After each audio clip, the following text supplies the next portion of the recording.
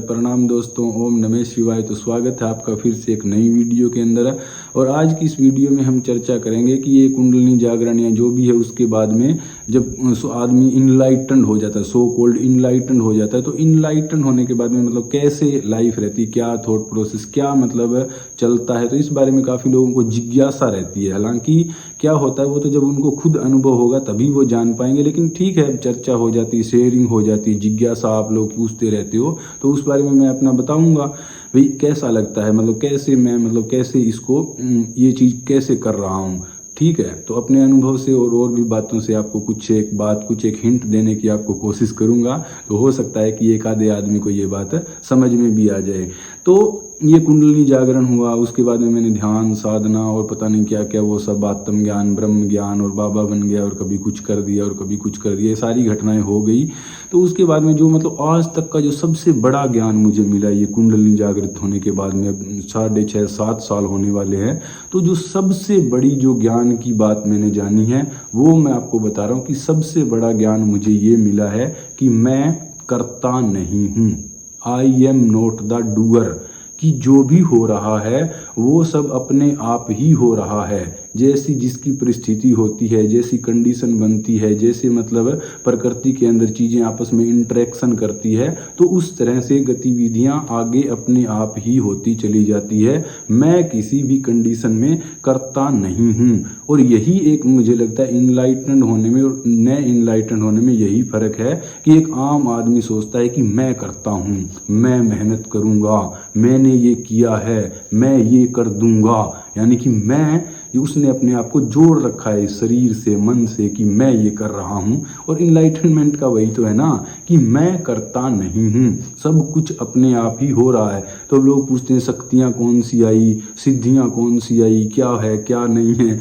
अरे शक्तियाँ और सिद्धियाँ आ जाएं तब भी क्या है, शक्ति किसी आदमी के अंदर है लेकिन उसके अंदर ये अज्ञान है कि मैं कर रहा हूँ, कि जैसे मैंने ये शक्तियाँ प्राप्त कर ली है। तो वहाँ पर इनलाइटनमेंट नहीं है।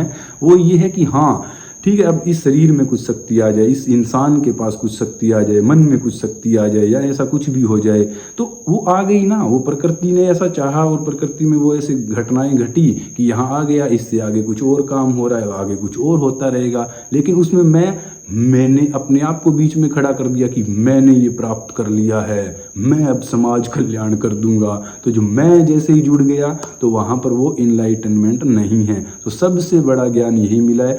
अब इस चीज़ को समझाने के लिए कि मैं करता नहीं, उसके ऊपर मैं ढेर सारी वीडियो ढेर सारी बातें कर सकता हूँ, लेकिन उन सब का पॉइंट नहीं है। मैं सीधा डायरेक्ट बता रहा हूँ कि ये मेरा अनुभव है कि सबसे बड़ा ज्ञान यही मिला है कि मैं करता नहीं हूँ। और एक छोटी सी बात मैं फिर भी आपको और चीज़ें भी आपको इसमें ऐड करके बता दूँ कि और लोगों ने भी यही कहा है। शिव सूत्र के अंदर भगवान शिव कहते हैं कि तुम भाई कर्ता के अभिमान में गलत फंसे हुए हो, यही तुम्हारे बंधन का कारण है कि तुम खुद को कर्ता समझ रहे हो।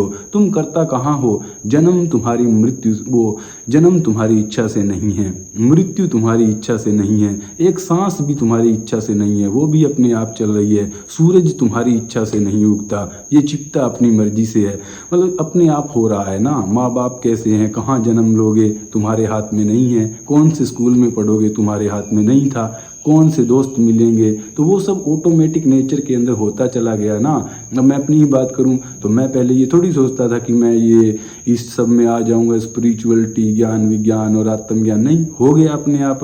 और अब आगे क्या है, आगे जो होगा वो अपने आप होता रहेगा। वीडियो बना रहा हूँ क्योंकि इसके अंदर इस पर्सन के अंदर वो टेंडेंसी छिपी हुई है ना इसके अंदर कि भाई ये जाना है, किया है और इसका स्वभाव ही ऐसा, इसका नेचर ही ऐसा है, तो ये तो बोलेगा और ये तो वीडियो बनाएगा, तो हो रहा है ना। अब उसमें मैं इन्वॉल्व कर दूं कि मैं कर रहा हूं, मैं कर दूंगा। पहले मैं यही सोचता था, लेकिन बाद में जैसे जैसे ये ज्ञान बढ़ता गया तो अब यही सबसे बड़ा ज्ञान है कि मैं जो हूं करता नहीं हूं। तो ये मैंने अपने बारे में बता दिया कि मैं कैसे सोचता हूँ चीज़ों को, या मेरा कैसा माइंड सेट रहता है। इनलाइटनमेंट के बाद भी अगर इसको आप कह सकते हो इनलाइटनमेंट, मुझे तो अपना लगता है, और बाकी अब कोई माने ना माने वो उनकी मर्जी की बात है। तो मैं दूसरे आदमी को कैसे देखता हूँ, जैसे कुछ बाबा होते हैं या और भी जो लोग कहते हैं कि हाँ भाई हमें तो ज्ञान हो गया, तो उनको मैं किस नज़र से देखता देखता हूँ उनको भी मैं इसी नज़र से देखता हूँ कि जैसे हम किसी इंसान की बात सुन रहे हैं ना, तो थोड़ी देर में हमें एहसास हो जाता है कि ये वास्तव में खुद को कर्ता समझ रहा है, या मतलब एक तो दूसरों को समझाने के लिए जैसे मैं वीडियो में बोल रहा हूँ तो ये कर तो ये रहा है ना ये पर्सन, तो लगेगा तो ऐसा कि मैं भी कर्ता भाव में ही हूँ, तो ऐसे दूसरे का लगेगा, ऐसा लगेगा कि वो भी कर्ता भाव के अंदर है। लेकिन जब डीप डाउन आप थोड़ा सा भी गहराई से सुनोगे तो आपको पता चल जाएगा कि क्या वो सोच भी रहा है क्या ऐसा कि मैं करता हूँ या नहीं हूँ। और बाकी ये तो अंदर की बात है, इसको इंसान खुद ही जान सकता है कि वो दूसरा उसका कुछ जज नहीं कर सकता है। वो तो आपको अगर आत्मज्ञानी होना है, इनलाइटन, तो वो तो आपको ही पता लगेगा कि मेरे को वास्तव में ज्ञान हुआ भी है कि नहीं हुआ है। दुनिया को तो आप 100 तरह की किताब पढ़ के मूर्ख बना सकते हो, लेकिन आप हो कि नहीं हो वो तो आप ही जानते हो ना कि आपके अंदर कर्ता भाव है कि नहीं है। तो बहुत से साधु संतों को हम सुनते ही हैं, तो जो छोटी मोटी बातों में उलझे, और दुनियादारी में तो लोग कि मैं ये हूँ, मैंने ये कर दिया, मैं ये कर दिया मैंने, तो वो तो है ही, उनको छोड़ दो कचरे को। तो और जो मतलब काफ़ी अच्छे लेवल पर होते हैं उनको भी छोड़ दो। लेकिन कुछ ऐसे होते हैं कि भाई अब हमें कुछ नहीं चाहिए, मैं समाज का कल्याण कर रहा हूँ और मैं ये कर दूंगा समाज कल्याण के लिए। वहाँ भी इनलाइटनमेंट नहीं है, वहाँ भी क्या है कि तमोगुण से ऊपर उठ गया, रजोगुण से ऊपर उठ गया, सतोगुण में आदमी पहुँच गया कि अब मैं समाज का कल्याण कर रहा हूं। अरे भाई तुम नहीं कर रहे हो, ये टेंडेंसी बन गई, ये स्ट्रक्चर ऐसा बन गया और ये सिस्टम चल रहा है। तो ठीक है, लोगों को कहने के लिए कह रहे हो कि हाँ मैं समाज कल्याण कर रहा हूँ, क्योंकि लोग नहीं समझेंगे ना तो व्यवहारिक रूप से आपने कह दिया।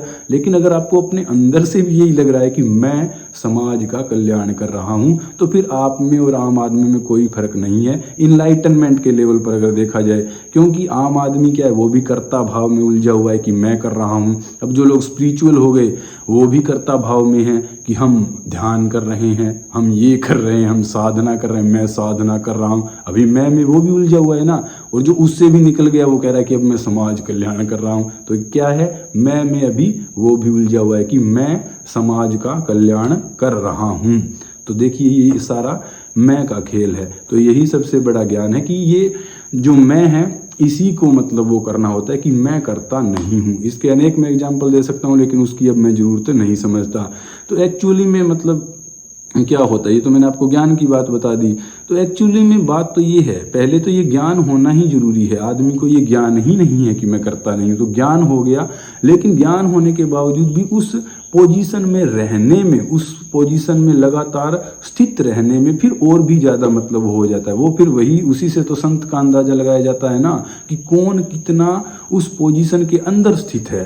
देखिए जैसे भगवान श्री कृष्ण थे, उन्होंने कहा कि मैं शस्त्र नहीं उठाऊंगा युद्ध के अंदर, लेकिन वो धड़ाधड़ मारकाट जब भीष्म पितामह कर रहे थे तो गुस्सा आ गया ना भगवान श्री कृष्ण को, और वो पहिया उठाकर दौड़ पड़े। तो क्या हुआ कि भगवान श्री कृष्ण भी कर्ता भाव में आ गए। वहां पर वो विचार ही इतने इंटेंस है ना कि वो इंसान उसके साथ एकदम से जुड़ गया। तो जुड़ गया तो वो चीज हो गई, तो कर्ता वहां पर वो हो गए ना।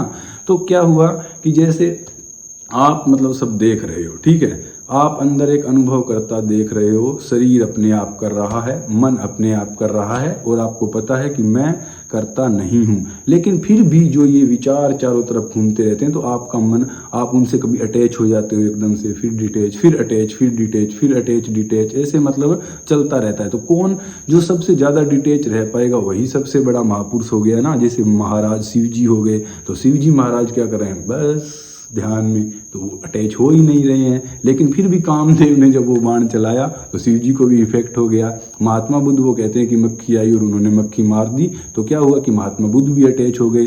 तो जब इतने बड़े बड़े महापुरुष अटैच हो गए, तो मैं तो किस खेत की मूली हूँ भाई। तो नॉर्मली क्या होता है कि मैं भी अटैच होता रहता हूँ, डिटैच होता रहता हूँ। लेकिन ये ज्ञान तो मिल गया ना, अब मैं 24 घंटे में काफ़ी टाइम उस चीज़ के अंदर रहता हूँ ना, लेकिन बीच बीच में फिर से वही बात है। तो वो अभी मतलब उस अवस्था के अंदर मैं ज़्यादा से ज़्यादा जा रहा हूँ। अब कौन कितना जा रहा है वो तो उसकी बात है ना, उसके लेवल की। लेकिन ज्ञान तो यही हो गया ना, सबसे जो ज़्यादा इम्पोर्टेंट जो बात है कि मैं करता नहीं हूँ, और उसका आपको अनुभव हो जाता है। और आप उसमें भाई जैसे अब मुझे अनुभव हो गया, मैं उसमें स्थित भी हूँ, लेकिन फिर भी जैसे मैंने कहा ना, भगवान श्री कृष्ण उलझ गए, तो जैसे कोई बात होती है तो वो उलझ ही जाता है ना आदमी, तो लेकिन अंदर से हमें पता है कि करता नहीं हूँ। तो यही सबसे बड़ा ज्ञान है। किसी के पास चाहे कोई शक्ति है, सिद्धि है, चाहे कोई प्रधानमंत्री है, राष्ट्रपति है, अगर वो ये समझ रहा है कि मैं करता हूँ, तो वो अज्ञान में है, अभी वो भोलेपन में है, मूर्खता में है और सत्य को जानता नहीं है, तो अज्ञान में है। अज्ञान में चाहे जो मर्जी शक्तियां मिल जाए या कुछ भी आदमी कर ले, उसका क्या फायदा है। एक नाटक है, मान लो एक नाटक चल रहा है, तो नाटक के अंदर कोई राम बना हुआ है, कोई रावण है, कोई राजा है, किसी के पास कोई शक्ति है, किसी के पास कोई कुछ है। तो इनलाइटनमेंट वो है ना कि आदमी को पता चल जाए कि ये नाटक है भाई, ये सब प्ले चल रहा है, आई एम नॉट दिस, कि मैं ये रोल करने वाला नहीं हूं, तो वो इनलाइटनमेंट है। अब एक आदमी, उसको पता ही नहीं है कि मैं रोल करने वाला नहीं हूँ, वो अपने आप को उस नाटक में हीरो समझ रहा है, कुछ भी समझ रहा है, और उसके पास ढेर सारी शक्तियां आ रही है और ये और वो, और मैंने ये कर दिया, वो कर दिया। तो क्या है, वो नाटक में उलझा हुआ है, चाहे उसके पास कुछ भी हो। और एक आदमी चाहे उसके पास नाटक में उसका रोल है, मतलब जो भी रोल है, चाहे उसके पास कुछ है कि कुछ नहीं है, उससे फर्क नहीं पड़ता। फर्क ये कि उसने जान लिया है कि मैं आई एम नॉट दिस। और जबकि दूसरे के पास चाहे उस नाटक में जो मर्जी हो, लेकिन वो कह रहा है कि आई एम दिस, तो वहां पर दिक्कत हो जाती है। तो ये अहंकार वगैरह मिटना ही एक प्रोसेस है। तो उम्मीद है कुछ, मतलब आपको एक आधा पॉइंट इसमें से हो सकता है समझ में आ भी जाए। ओम नमः शिवाय।